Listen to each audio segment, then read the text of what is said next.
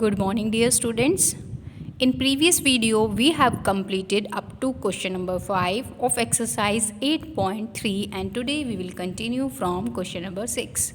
Arif took a loan of rupees 80,000 from a bank. Arif ने क्या लिया? एक लोन लिया इतने रुपीज़ का बैंक से. If the rate of interest is 10% per annum. If the rate of interest is 10% per annum, that's mean उसका जो रेट है पर एनम पूरे साल का वो कितना है? 10% है. Find the difference in amount he would be paying after 1.5 years if the interest is. तो हमें यहाँ पर क्या बताना है कि डिफरेंस, दैट्स मीन अंतर क्या होगा जो अमाउंट पे कर रहा है कितने समय के बाद? इतने समय के बाद. और यहाँ पर बताया गया है इफ़ द इंटरेस्ट इज़, अगर उसका जो इंटरेस्ट है वो क्या हो? कंपाउंडेड एनुअली हो. और second one is compounded half yearly. तो हमें यहाँ पर पहले क्या निकालना होगा? We have to find out the amount for compounded annually. और कंपाउंडेड एनुअली के लिए क्या होगा? जो principal, rate and time will be same, but here we have time is this, that will be n. ये क्या हो जाएगा? एन हो जाएगा क्योंकि कंपाउंडेड एनुअली की बात है. This will be n. And now it is in fraction. ये किस में है? फ्रैक्शन में. तो फ्रैक्शन का एक फॉर्मूला मैंने आपको पहले ही बताया था, that is this amount is equal to principal multiply 1 plus rate divide by 100. Here is this one. Okay यहाँ पर क्या लिखा हुआ है? 1. तो हम यहाँ पर क्या लिखेंगे? 1 bracket open 1 plus 1/2, that's mean this one multiply r by 100 bracket close. So here we have to put the value of p and r, that's mean principal and rate. We have principal this and rate is this. Now we cancel 10 by 10 and here also we cancel 10 by 10 and we get 1/10 plus में क्या होगा? 1 because there is 1, there is also 1 by 20. 2 multiply 10 we get 20. Okay, and now we get there 80,000. Plus में हम क्या लेंगे? यहाँ पर LCM will be 10 और यहाँ क्या हो जाएगा? 10 plus 1 and here 20. 20 plus 1 that's mean 11 upon में 10, 21 upon में 20. Now 10 से 10 cancel, 10 से 10 cancel and now we divide this by 2 and we get 400. 400 multiply 11 multiply 21, that's mean we get the amount is this 92,400 is the amount A1. इसको हम क्या बोल रहे हैं? A1. कब का अमाउंट है ये? जब क्या है? इंटरेस्ट कंपाउंडेड एनुअली है. Now next one is when the interest is compounded half yearly. अब क्या हो गया? इंटरेस्ट कंपाउंडेड हाफ ईयरली हो गया. तो हाफ ईयरली में क्या हो जाता है? Principal will be same and the rate will be half and time will be 2 times. जो भी हमारा टाइम होगा ईयर में उसका क्या हो जाएगा? 2 times हो जाएगा. So here we cancel this and we get 3n. okay, हमें क्या मिली? n की value 3 and rate is 5%. now we put it in this formula and we have to solve this and here we get the amount is this rupees 92,610. now we have to find out the difference. हमें बताना है कि क्या अंतर आया इन दोनों में, इन दोनों इंटरेस्ट में जब हमने कंपाउंडेड एनुअली किया या फिर कंपाउंडेड हाफ ईयरली किया. So difference in amount will be A2 minus A1. हम यहाँ पर क्या करेंगे? A2 minus A1. The difference is amount is rupees 2010. Now question number 7. Maria invested rupees 8,000 in a business. Maria ने इतने पैसे एक बिजनेस में क्या किए? लगाए. She would be paid interest eight 5% per annum compounded annually.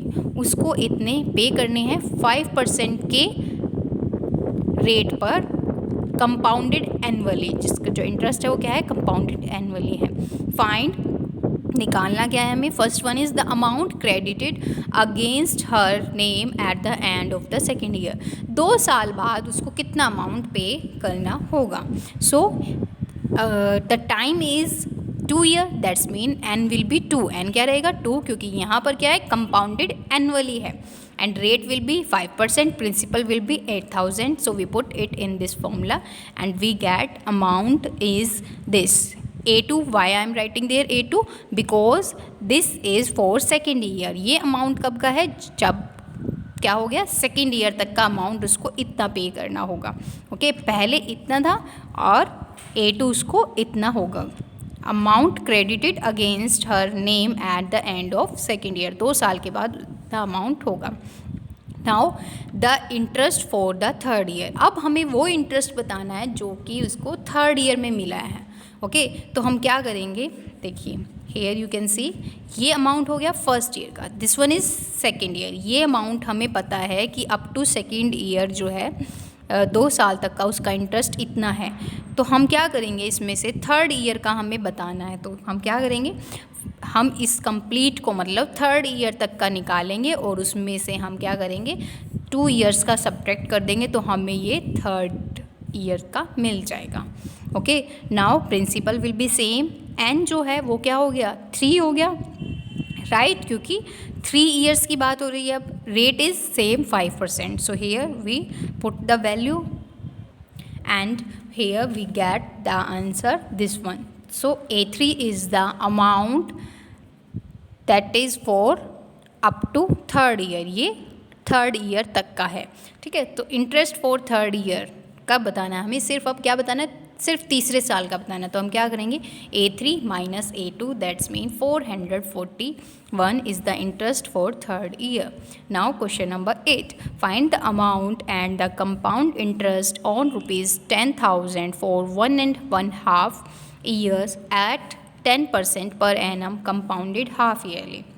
अब हमें यहाँ पर क्या बताना है, we have to find out the amount and the compound interest on, हमें यहाँ पर क्या गिवन है, principal, time and rate we have given, compounded half yearly. अब इंटरेस्ट किस में है, कंपाउंडेड हाफ ईयरली. तो हम क्या करेंगे, यहाँ पर रेट क्या हो जाएगा, हाफ हो जाएगा, और टाइम क्या हो जाएगा, 2 टाइम्स हो जाएगा.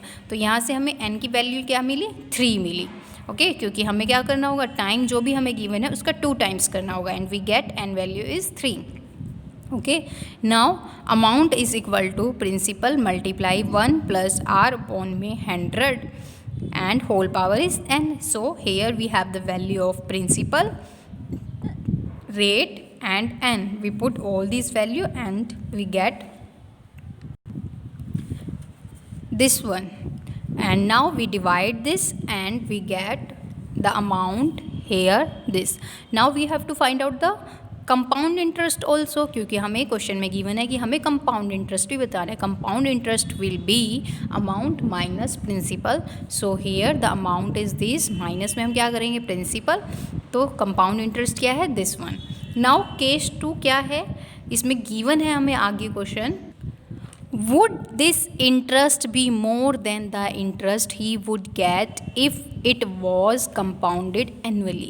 हमसे बोला गया है कि क्या ये इंटरेस्ट ज़्यादा है किस इंटरेस्ट से अगर इसका इंटरेस्ट कंपाउंडेड एनुअली किया जाए. तो हमें इसमें क्या करना होगा, we have to find out the interest for compounded annually also and then we have to see which one is greater. हमें इसमें से कंपाउंडेड हाफ ईयरली को दिखाना है कि क्या वो बड़ा है या नहीं.